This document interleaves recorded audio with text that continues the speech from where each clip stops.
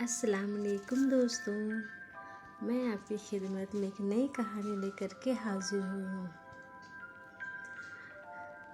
गांव के किनारे एक छोटा सा घर था जहाँ पे जोया अपनी वालदा के साथ रहती थी।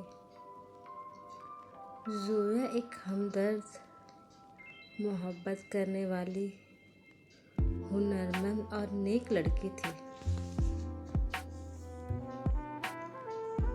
मगर किस्मत ने हमेशा उस पर सख्ती ही बरसी, उसका कभी भी साथ न दिया। उसके वालिद का बचपन ही में इंतकाल हो चुका था और अब वो अपनी माँ के लिए जीने का वाहिद सहारा बनी हुई थी। जब जोया बड़ी हुई तो उसने गांव के बच्चों को पढ़ाने का इरादा किया, मगर जिंदगी की मुश्किलात उसके रास्ते की दीवार बन गई थी। क्योंकि गांव के लोगों का कहना था कि लड़कियों को सिर्फ घर की ही चार दीवारी में रहना चाहिए। मगर जोया बहुत ही हिम्मत वाली, हुनरमंद लड़की थी। उसने हार ना मानी, उसने जी तोड़ मेहनत करनी शुरू कर दी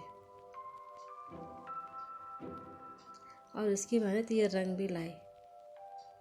उसने कुछ बच्चों को घर पे मुफ्त में तालीम देनी शुरू कर दी। लेकिन अचानक से जब उसकी माँ बहुत बीमार हुई तो जोया ने हर एक का दरवाज़ा खटखटाया, मगर किसी ने भी उसकी मदद ना की। वो खुद को बेबस, तन्हा और अकेली महसूस कर रही थी। लेकिन हिम्मत नहीं हारी। उसने अल्लाह के बारगाह में दुआ की कि या अल्लाह, मेरी मदद के लिए किसी नेक फरिश्ते को भेज। गांव के एक माजूर शख्स ने उसे कहा, बेटी, मैं तुम्हें काफ़ी दिनों से देख रहा हूँ, तुम बहुत ही परेशान हो और बहुत ही हिम्मत वाली, समझदार लड़की हो। मुझे तुम्हारी हिम्मत और रहमदिली ने बहुत ही मुतासिर किया। मैं तुम्हारी मदद करूँगा। उस शख्स ने जोया की माँ का इलाज किया, उसे अच्छे से अस्पताल में भर्ती किया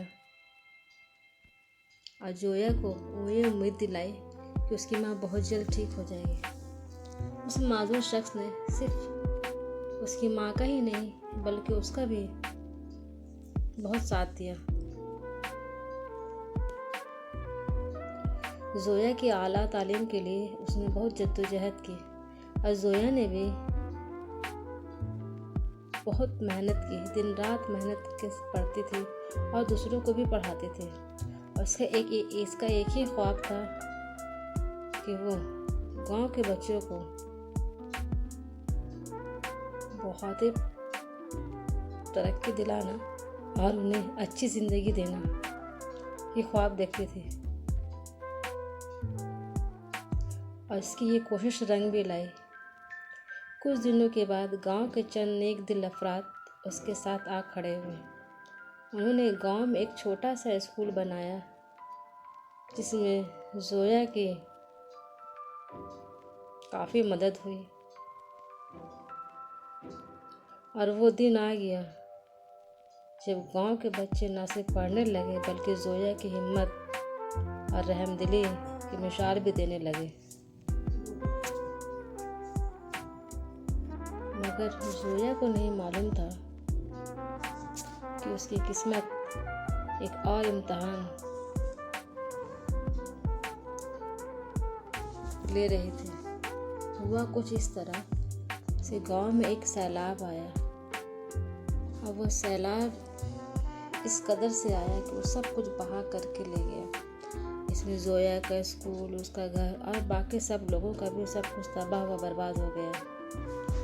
वो निढाल होकर ज़मीन पर बैठ गई, मगर उसके शागिर्दों ने उसकी हिम्मत बढ़ाई और उसका हाथ थाम कर कहा, मैडम, आप परेशान ना हो, हम सब मिल कर के इसे दोबारा बनाएंगे।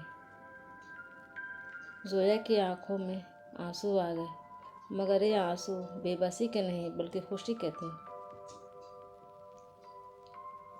क्योंकि जोया के मेहनत रंग लाए थे। गांव के बच्चे भी जोया की तरह बहुत ही हमदर्द और नेक बन रहे थे।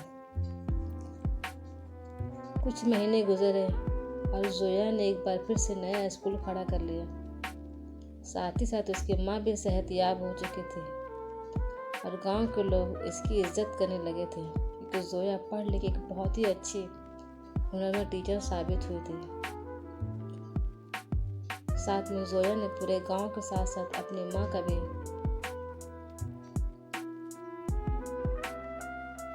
ख्वाहिश पूरी की थी।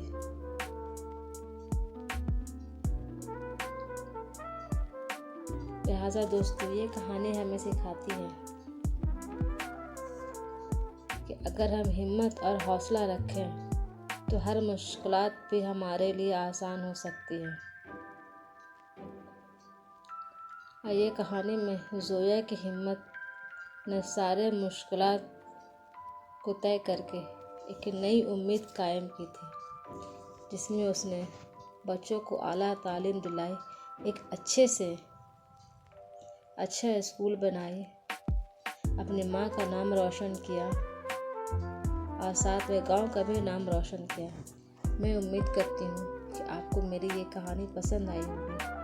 इंशाअल्लाह नई कहानी के साथ फिर आपकी खिदमत में हाजिर होंगी।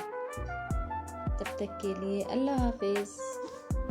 अगर आपको हमारी कहानी अच्छी लगी तो लाइक और सब्सक्राइब ज़रूर करें।